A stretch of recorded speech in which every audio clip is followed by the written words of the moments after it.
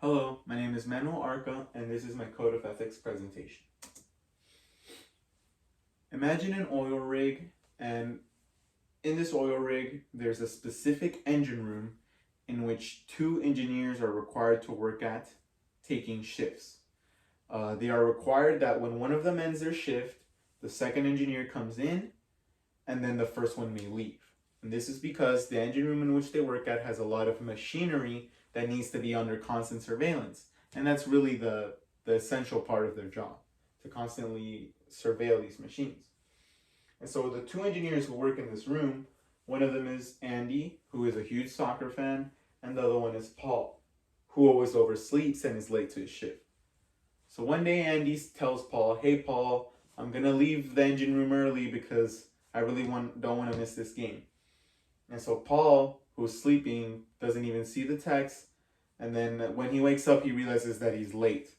And so he goes to the engine room that was left unattended by Andy, and he realizes that it wasn't good for him to be late, but he says, "Oh, whatever."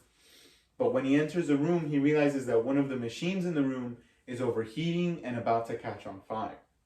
So then he genuinely wakes up and then calls Andy into the room and says, "Andy, help me turn off this machine." And then so they both begin working together to cool the machine off, and they manage to cool it off.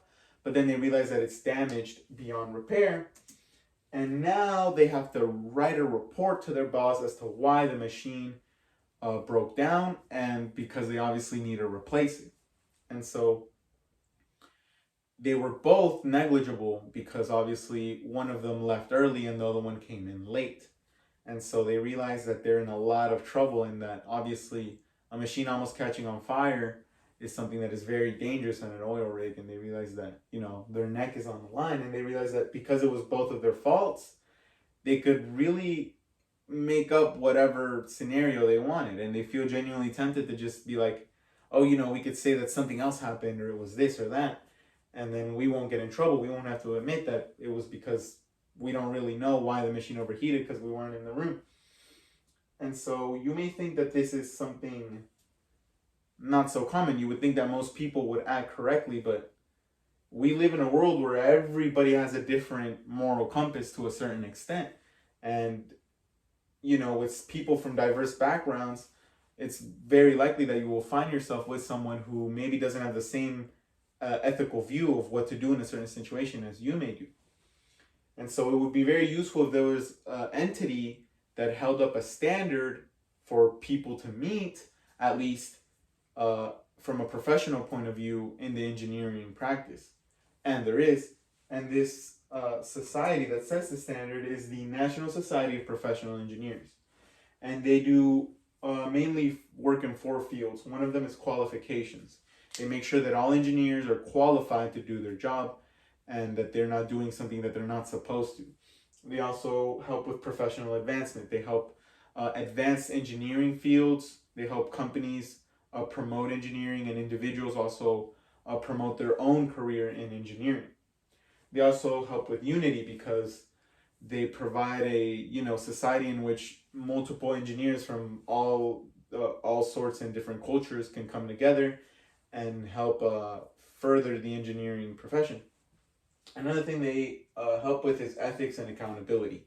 They set an ethical standard that all engineers must meet and also be accountable. And that's the one that we're going to be talking more about right now. And so, how do they help with ethics? Well, they have a code of ethics, which is quite literally a document that has several fields and areas in which engineers are expected to work correctly, and has, basically good practices for them to have. And one of these areas that the Code of Ethics has is professional obligations.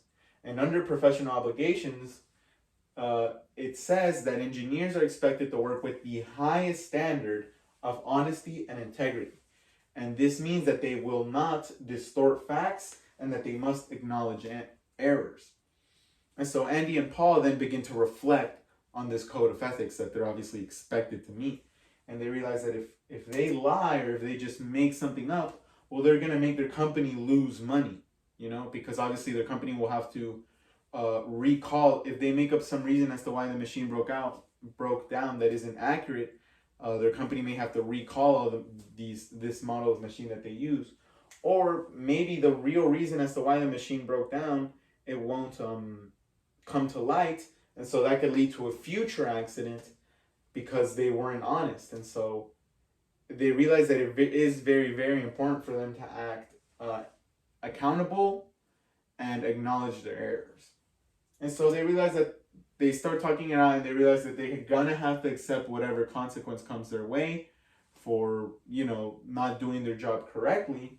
But they realize that even though they were negligible, as long as they are honest and still follow the engineering code of ethics, well then they will still contribute to the engineering profession being one of utmost respect, and one in which they will not bring shame to the name of people who call themselves engineers. And so they decide to do the right thing. And so this is an example of how in real life the code of ethics does matter, and in a real life scenario that could obviously occur, it is good that we have this guide for us. And that is the end of my presentation. Thank you.